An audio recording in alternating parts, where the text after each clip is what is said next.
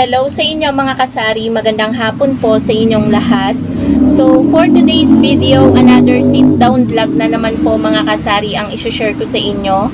Pagpasensyahan nyo na po kung meron kayong maririnig na maingay kasi medyo malapit po tayo sa highway, marami pong dumadaan na sasakyan ngayon.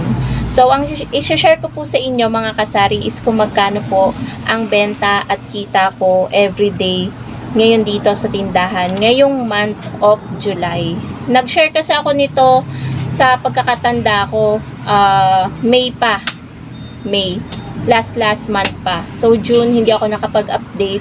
So, ngayong medyo araw-araw umuulan, ano nga bang diferensya ng sales natin everyday kesa nung bandang May na medyo maaraw pa?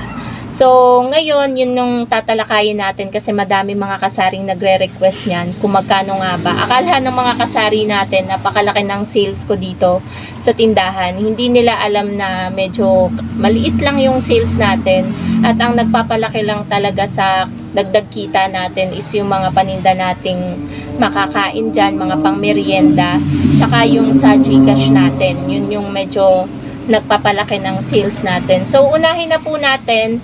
Di ba po alam nyo naman mga kasari na yung benta po natin dito ay bukod-bukod. Benta po natin sa yelo, sa bigas, sa sigarilyo, alak at dito sa tindahan. Bukod-bukod po yan. Kaya isa-isa ko po yung isa-share sa inyo. For example, sa GCash, magkano yung kita ko doon. Linis na kita ko everyday. So, etong isa-share ko sa inyo guys is yung benta at kita ngayong normal days. So, yung walang occasion, walang birthday, walang fiesta, walang naga-outing. So, eto, unahin po natin ang GCash. Ngayon po mga kasari, di ba, ang dami ng mga kakompetensya, meron ng unang napupuntahan, di ba, lagi ko na share sa inyo kapag may sabong. Dito ang unang napupuntahan na tindahan. Ngayon po, hindi na. Second choice na lang po ang store ko.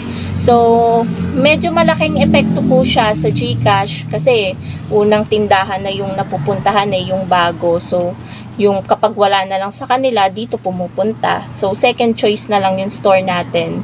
So, yun sa benta guys, hindi ko na maano sa inyo kung magkano ba yung budget natin, laman ng GCash. So, yung kita na lang natin kapag normal days, naglalaro po siya sa 250 to 300 pesos. Kasi, may times guys na para sa akin yung 300 plus na kita, malaki na yun eh.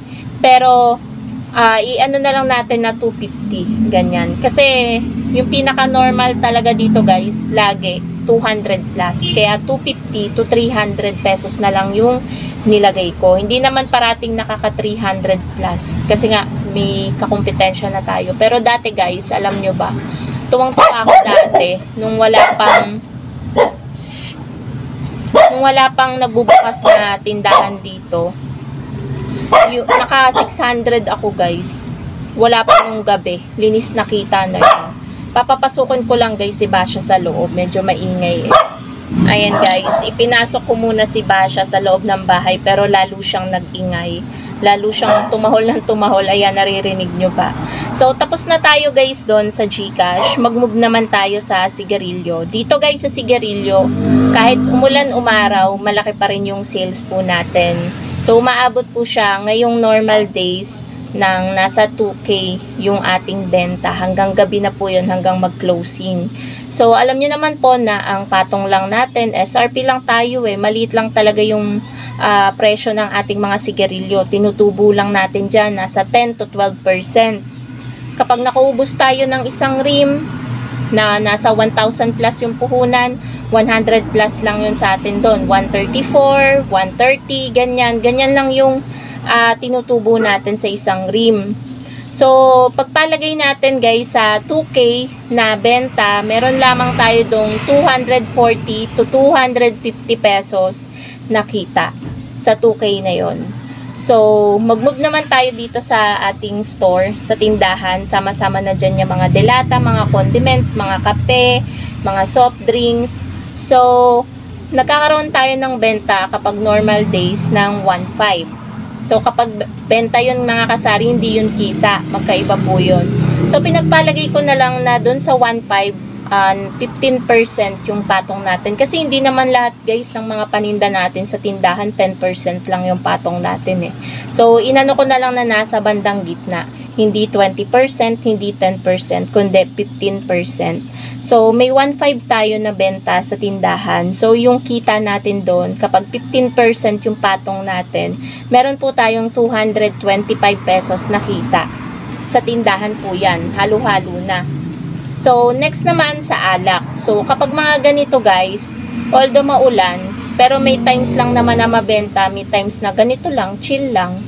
Pa isa-isa yung benta natin kapag may bibili ng maliit na Red Horse, 2, 3, ganyan. Kaya yung benta po natin ngayong normal days, nasa 500 pesos lang po. So, kung ito-total naman po natin yan, kung magkakabenta po tayo araw-araw, malaki na din po yan na 500 pesos, diba? So, doon sa alak, yung patong po natin dyan, nasa 10 to 20%.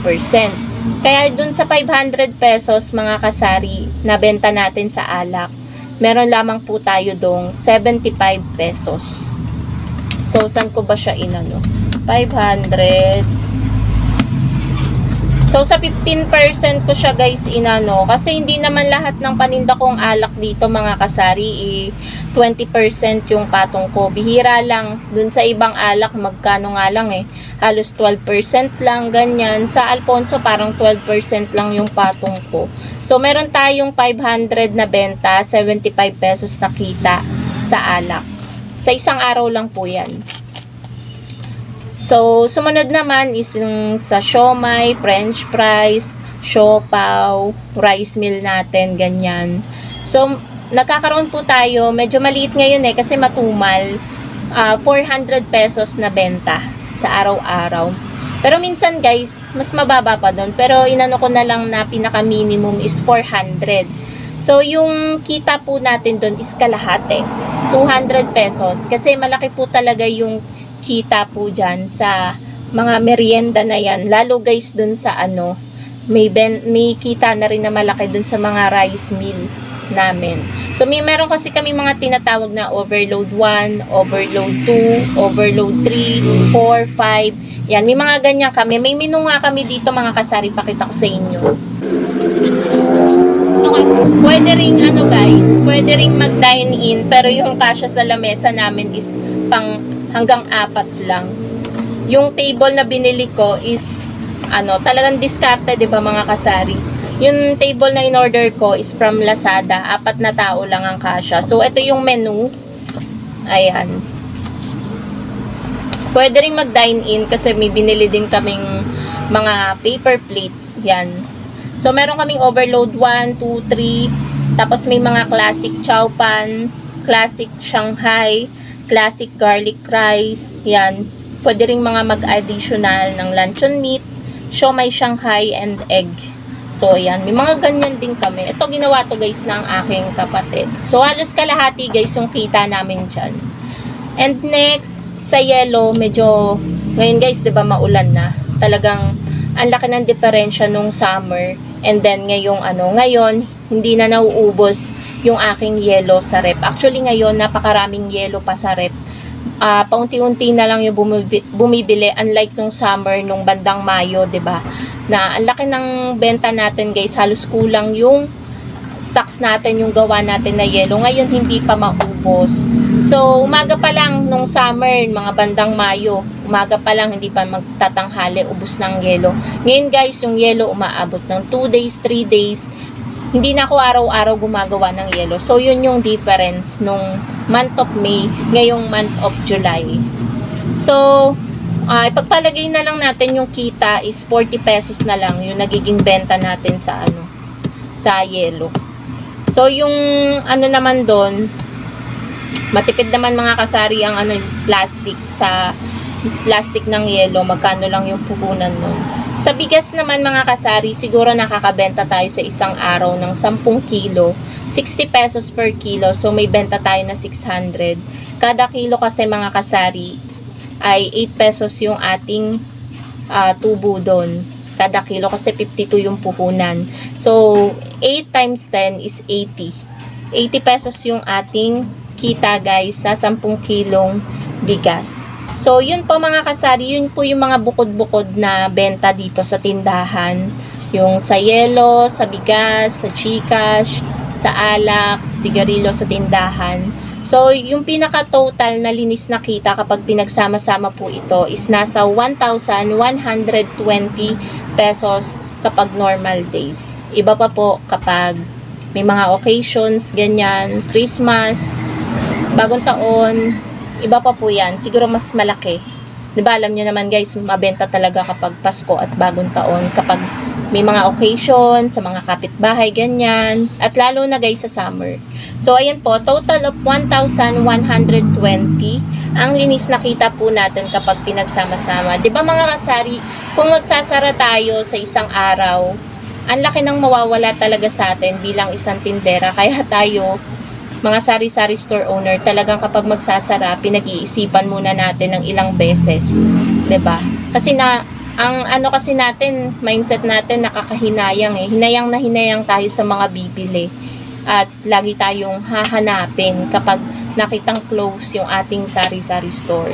Imagine 1,120 yung mawawala sa atin everyday. Yung sari-sari store ko po mga kasari ay hindi pa kalakihan, hindi pa katauhan. Alam niyo yun, yung nasa medyo loob pa. Lalo na kapag medyo matao sa lugar nyo, talagang malaki yung mawawala sa araw. So, yun lang naman mga kasari. Sana nagustuhan nyo yung pag-share ko sa inyo ng benta at kita ko dito sa aking sari-sari store. Thank you so much for watching and happy selling po sa inyong lahat.